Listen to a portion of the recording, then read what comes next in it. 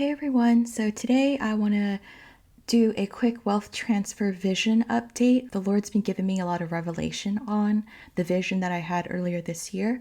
And so before we start, I just want to say a quick word of prayer. Yehovah, we're gathered here today in the name of your precious son, Yeshua, and we invite your presence, your Ruach, to be here with us. We bind, cast, and rebuke any spirit that's not of you. Thank you, Papa, for our brothers and sisters in Yeshua, for the body which shares revelation. Thank you for giving us knowledge for the secret things and for giving us wisdom to understand the deep things. I know it is you who gives revelation, and so I ask you, Lord, to display your glory through us. Give us eyes to see, ears to hear, and a heart that yearns for your ways. May your will be established in the lives of your people. So be it in the name of Yeshua. Amen. Okay, guys, so today we have an update on the vision that God gave me in January of 2023 this year. You may want to check the original video, which is titled Wealth Transfer Weary Waiting. It was about a month ago, but I just want to speak on some of the things that Yehovah has been showing me regarding this video. If we click on the video and scroll past the description, which has my Joseph testimony, there is a pinned comment that I want to highlight. It's by user 3555ed. And he actually asked the question, is it possible that the Lord gave you a month and a date? You can pause the video and read the comment thread, but basically I thought he might have been onto something. So before we continue, let's just do a really quick recap. I received this vision on January 14th of 2023, but the night before I was praying for a Shiba Inu sell price. And if the Lord didn't have one for me, then could he give me something he wanted to share with his children? And so the next morning, I did not have a dream that night, but the next morning I woke up to a vision. What I saw was a silver number, which was 717 with a gold glow around it. I started to think about this and do a bit of research. Since I had said, did you want me to share something with your children? I ended up looking up Bible verses that had chapters 7 verse 17, but there was too many. In the vision, I did not see a dollar sign, a period, a colon, and so I looked up 71:7 instead, and there's only one book in the Bible for 71:7, and that is in Psalms. I have all these different versions of the verse, but I just want to read these to you. I have become a marvel to many, for you are my strong refuge. I am as a wonder and a surprise to many, but you are my strong refuge. I am like a miraculous sign to many, and you are my strong refuge. At the time when I made the first video, this was, and it still is, a confirmation of the wealth transfer. I sat on this for 3 months to get confirmations on several different things and how I was supposed to share this message with his children. And I asked Yehovah if 717 is a Shiba Inu sell price point. And if so, is it $7.17, $71.07, $717? I had peace about hopping on to the Uphold exchange to sell Shiba Inu for $7.17, at least what I had on that particular crypto exchange. There's actually one important detail I have to go over, which I didn't clarify enough, but if you go to the original video, I'm going to highlight to you a comment thread. But Anthony Antman actually left a message that said to prayerfully consider having Shiba Inu on several exchanges. And so I just responded to let him know that I actually have Shiba Inu on multiple exchanges, and I have sell order prices starting from 1 cent, and some of the exchanges actually less than 1 cent, but I have it staggered all the way up to the number that I saw and beyond. So I just want to let you guys know that, but the prayer was specifically for the Uphold exchange and what I had, because there's actually a limitation on how they allow you to sell crypto on that particular exchange. So going back to this slide, I had peace about $7.17 to hop on the Uphold exchange when that spikes. And so in the video, I also talked about silver and what the Lord had revealed to me about silver. And then I posted the video on April 19th of 2023. After I had posted the video, I was asking the Lord, Papa, was I right about Psalm 71:7? I just wanted to know if I was right, because I'm not God and I don't know everything. And I think he leaves certain matters up as a mystery because he wants his children to dig deeper into things and to search things out. I think it pleases Yehovah when you dig deeper into his word and deeper into spiritual things. So I think that's why he wraps certain things up as a mystery, or he only gives us partial knowledge. It really made me think after I posted that video. So then, about a few weeks later, this video came on my YouTube feed. It's by a channel called A Watchman's Journal. It was on May the 2nd of 2023. And as I was listening to this video, this is actually a very small clip of a much larger and longer video, but I heard this portion and I just want to show that to you guys. So I had a dream on April 30th, and it was very short, very simple. I just simply saw a string of numbers, 347737, and I heard canceled and ignored. And then I felt like I needed to give encouragement to those that this number represented. So I usually, when there's a string of numbers like that, if you break it apart, it's often a psalm. So I did look up Psalm 34, Psalm 77, and Psalm 37, and they are just amazing, tell an amazing story of encouraging us who have been canceled and ignored. Once I saw that video and I saw that segment, I took that as, regarding my vision and me asking Yehovah, did I get it right, Papa? Was this a Psalms? That was a Watchman Journal's video, and in particular that portion of her relaying that when she sees a string of numbers, it's usually a Psalms. That was a confirmation to me that what Yehovah showed me was a Psalms. That was one of the layers of that meaning. I got that confirmation of Psalm 71:7 on May the 2nd. And then I had a friend contact me on June the 2nd and ask, could your vision be a date? If you guys remember on the original video, the comment, is it possible the Lord gave you a month and date? I want you to take a notice of something interesting. The confirmation from Watchman's Journal was on May 2nd of 2023. And then I had a friend contact me exactly a month later on June the 2nd of 2023. Right? 2223. I was led to this verse in 2 Corinthians chapter 13, verses 1. This is the third time that I am coming to you. By the testimony of 2 or 3 witnesses must any charge and every accusing statement be sustained and confirmed. So 2 or 3, I just want to highlight those numbers to you. And so the date of Watchman's Journal confirming to me the Psalms was on May the 2nd of 2023, which is the year that we're in. And then I had a friend contact me and ask me, could your vision be a date, on June the 2nd? That question, could your vision be a date? Could it be July 17th? I really thought about that for several weeks after the first comment was left on the video, and then several days after my friend asked me whether or not it could have been a date. I kind of just left it at that and was thinking about crypto prices and the coming wealth transfer.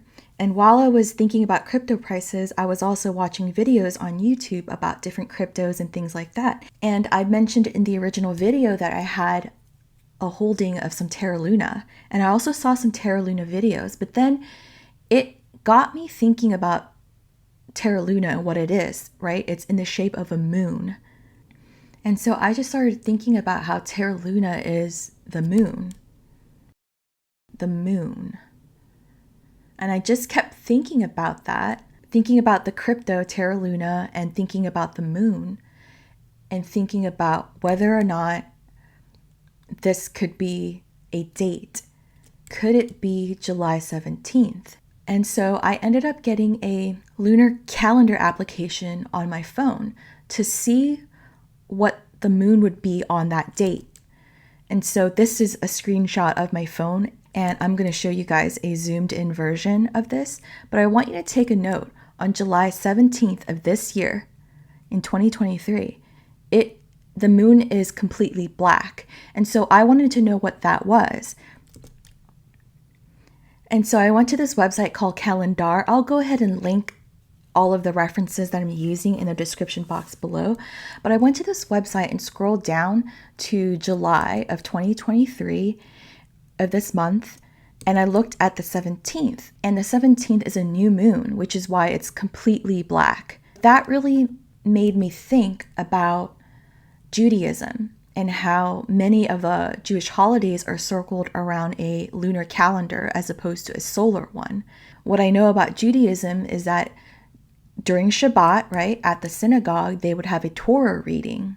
And I believe they do weekly readings. And so I went to this website called the Jewish Virtual Library, and I just want to highlight this portion to you. It says, each week in a synagogue, we read, or more accurately chant, because it is sung, a passage from the Torah. The passage is referred to as a Parashah. The first Parashah, for example, is Parashah Bereshit, which covers from the beginning of Genesis to the story of Noah. There are 54 Parashahs, one for each week of a leap year, so that in the course of a year, we read the entire Torah, Genesis to Deuteronomy, in our services. During non-leap years, there are 50 weeks, so some of the shorter portions are doubled up. I ended up going to chadbad.org, which is a website for practicing Jews. They have something called a Jewish calendar on that website, and if you go ahead and click on that, it will show you the Gregorian calendar, which has on top of it overlaid the Jewish calendar. So for July, we're basically in the month of Tammuz. But for the weekly reading of that vision that I saw, I want you to look at this row. The weekly reading for July the 17th is actually Devarim. I just want to show you this wiki article and read what a parsha or a parashah is. It says the term parashah can be said parashat or parishiot, also called parsha, formally means a section of the biblical book in the Masoretic text, or the Tanakh, which is the Hebrew Bible. In common usage today, the word refers to the weekly Torah portion. Each parashah is divided into 7 aliyot or aliyah, and those are the 7 aliyots or aliyahs are for each day. I guess what it is that you're supposed to have like a personal devotional where you read the 6 aliyots, and then during Shabbat, you would read the 7th one or the entire weeks together. I'm not really sure if any of you are Messianic or have knowledge of how synagogues do their Parsha readings. Go ahead and comment that below. I'd be interested in learning more about this. Anyways, each corresponding to the days of the week. The division of the text into parashots for the biblical book is independent of chapter and verse numbers, which are not part of the Masoretic tradition. Parashots are not numbered, but some have special names. I have this video clip, Rabbi John Carrier. This is a video that was posted on July 11th of 2016.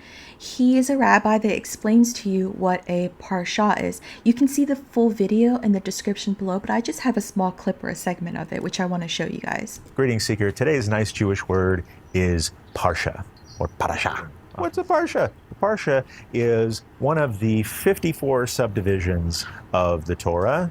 Jewish communities learn the Torah on a fixed cycle. We took the Torah, the 5 books of Moses, and we broke it up into 54 sections. And each week we read one of those sections, and every year we read the whole thing. But 54 sections, and there's only 52 weeks in a year. What's up, John? So going back to the Wikipedia article, if we scroll down, they actually give you each of the titles or the names of the weekly reading, the 54 sections that Rabbi John Carrier was speaking about. But I want to highlight to you that in Genesis, it says Parashah Bereshit, which is the very first one, and then the next week is, Noach and Lekhavar. I'm sorry, guys. I'm terrible with pronouncing these Hebrew words, but I just want to highlight to you how in Exodus, going from Genesis to Exodus, you'll see that each one has a title, and it's different for each week. Shemot, Va'era, Bo. So I want to go down to Deuteronomy, and if we see, it says Parashat Devarim. Now, if you guys remember, the weekly reading, according to Chadbad for this year, in July 17th of that week, it's actually Devarim. So according to Wiki, it says Parashah Devarim. And so for the entire week, they're going to read from Deuteronomy's 1:1 to chapters 3, verse 22. But what does the word Devarim mean? It says on Wiki, Devarim, also called Devarim or Devarim, is Hebrew Romanized things or words, or the second word. It is the 44th weekly Torah portion in the annual cycle of the Jewish Torah reading and the first book of Deuteronomy. So in traditional Sabbath Torah reading, the parashah is divided into 7 readings, or aliyot, aliyahs. So what we know is basically Devarim is basically Deuteronomies. Now, if we go to this next Wikipedia, I looked it up. It says that Deuteronomy is the 5th book of the Torah, where it is called Devarim, and the 5th book of the Christian Old Testament. So basically what it sounds like is that Deuteronomy is the Romanized version of Devarim, which is the word. And if you're wondering what the word is, it's the words that Moses spoke to Israel. I just want to go back to this week of Devarim and on the 17th. And if you remember, the question was raised, could your vision be a date?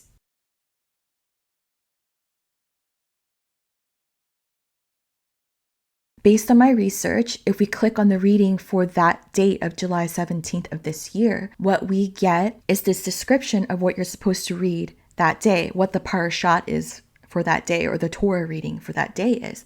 And I just want to highlight this to you, right? Monday, July 17th of 2023. Torah reading, Devarim, Deuteronomy's 1 through 11. 1 through 11.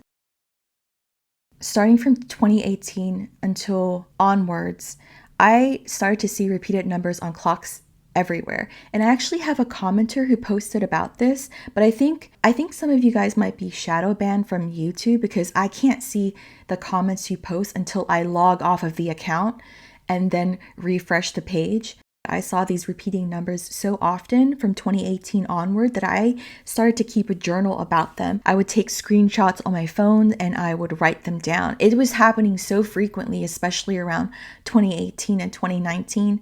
Not so much in 2020 to 21, but I started seeing them more again as of recently. This is a picture of my personal journal, which has all of my notes. I want you to notice the portion where I have written 1s and 11s.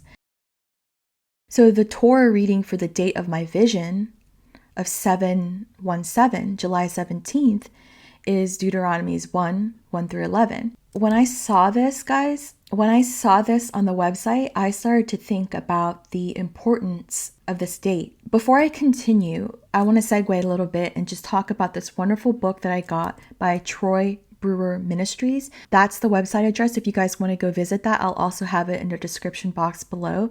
But if you go to his website and go to the shop portion, there's a book that he sells called Numbers That Preach. I actually purchased this book about a year or 2 years ago. I think it might have been a year ago when I started to see these numbers pop up frequently again. And so I purchased Troy's book. He talks about how he started to get into numbers. It had to do with the prophetic word that was given over his life regarding how the Lord would use him for numbers, which I really believe that the Lord raised him up for this time and for all the people right now that are seeing this in the body of Yeshua. I want to encourage you guys, if you're interested in numbers and biblical meanings of numbers, I would encourage you guys to go read that book. It's really informative. I just want to show you 2 pages of the reference book that I have for Numbers That Preach. The number 1 in the Bible, unity, superiority, priority, beginnings, and God himself. As for number 11, it actually says heroes rising and disorder. So the number 11 has 2 different meanings. In the positive, it marks where God recognizes the faithfulness of people. It's associated with valor and notable acts of selfless service. In the negative, it means judgment on disorder, disintegration, or things falling apart. If you guys would like to learn more about this, Troy actually has a great channel called Troy Brewer, and he has a ministry there where he has these videos up about the number. There's actually a video that I would recommend called 1111, Which One Are You? I will have a link to that in the description below. But going back to the Aliyot or Aliyah for July 17th of 2023. Let's go ahead and read that portion together. Torah reading for Devarim. The first portion. These are the words which Moses spoke to all Israel on the side of the Jordan in the desert, in the plain opposite of the Red Sea, between Paran and Tophel and Lavan and Hazeroth and Di-Zahav. It is 11 days' journey from Horeb by way of Mount Seir to Kadesh Barnea. It came to pass in the 40th year, in the 11th month, on the first of the month, that Moses spoke to the children of Israel according to all that God had commanded him regarding them, after he had smitten Sihon, king of the Amorites, who dwelt in Heshbon, and Og, king of Bashan, who dwelt in the Ashtaroth in Edrei. On that side of the Jordan, in the land of Moab, Moses commenced and explained the law, saying, The Lord our God spoke to us in Horeb, saying, You have dwelt long enough at this mountain. Turn and journey and come to the mountain of the Amorites and to all its neighboring places in the plain, on the mountain and in the lowland, and in the south by the seashore, the land of the Canaanites, and the Lebanon, until the river, the Euphrates River.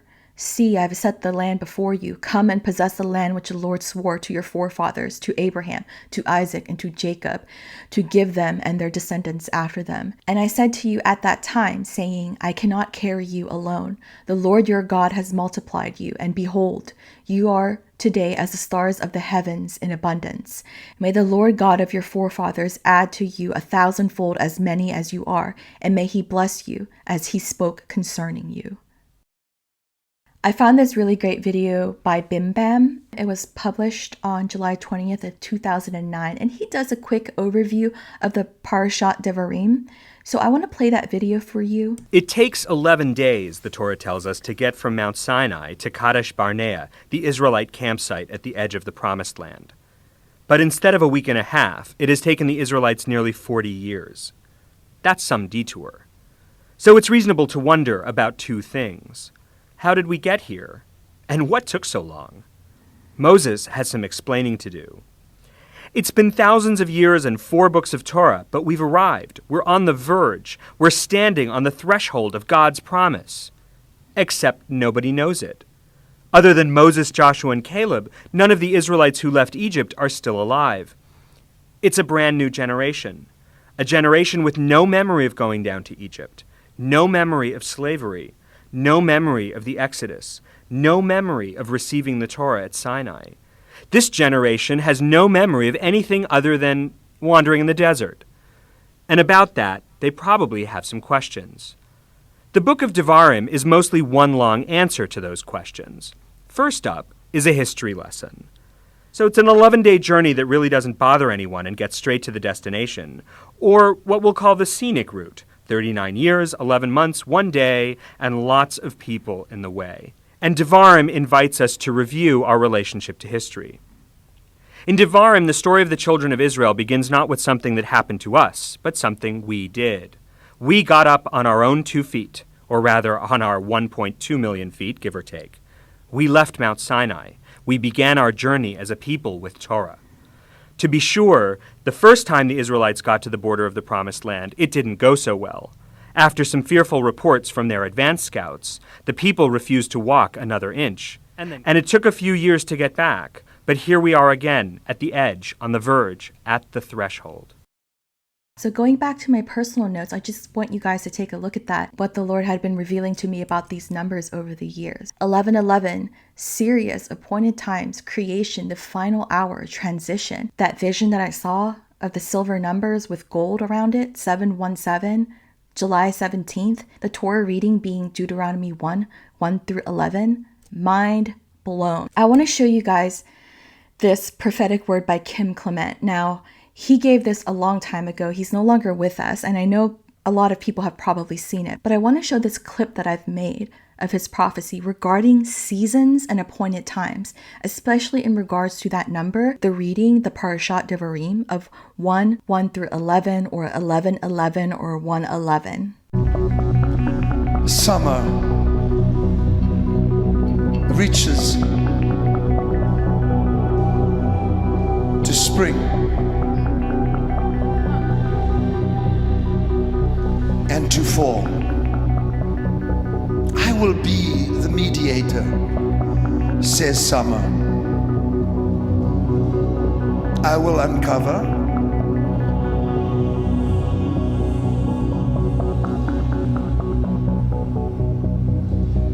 I will defend. My sun will shine. But yet beneath the earth, there is a rage. Eruptions. Summer says, why choose they me? Why do the tornadoes, the hurricanes choose me? I am summer. I bring smiles. I bring sunshine. I bring warmth. Yet there is a tumultuous rendering that is coming. I stand to protect spring, but fall. You are rebelling. Or is it that possibly the Spirit of God will cause many to fall in fall? Then there is the earth that wishes to tremble. Shake! For the nations of the earth stand waiting. He is quiet. He shall not return. This God is too quiet. And when these tumultuous moments happen, summer says, I will take it so that the fall can do its work in America. Summer, take it. For thus says the Lord, I will prosper my people. And during the fall there shall be many that shall fall, and many that shall rise from the dust.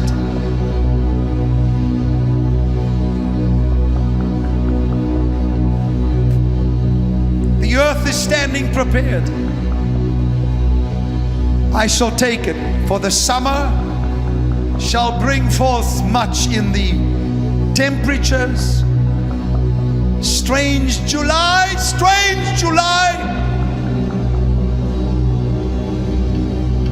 hypnotic November, and oh Christmas, where winter shall say, and me, I will make them happy. For God says, I have chosen each season to manifest something. My will shall be done, and it shall come to pass that I shall bring sign after sign. That Clement Prophecy talks about how God would prosper his children in the summer. So I went to this website. It's called timeanddate.com. I have the link below in the description, but I want to show you the seasonal equinoxes and the dates for this year. So according to this website, it says summer actually starts on June the 21st, and autumn or the fall starts on September the 23rd. So from June the 21st to September the 22nd would be summer still. Now, if we go back to that calendar website, do you remember? On July the 17th, that would still be in the summer. And according to Kim's prophecy, Yehovah would prosper his people in the summer. But he also said strange July, strange July. So the vision that I saw of 717 could possibly be speaking about July the 17th, which is a new moon. And the date of the vision would put it squarely in the summer season.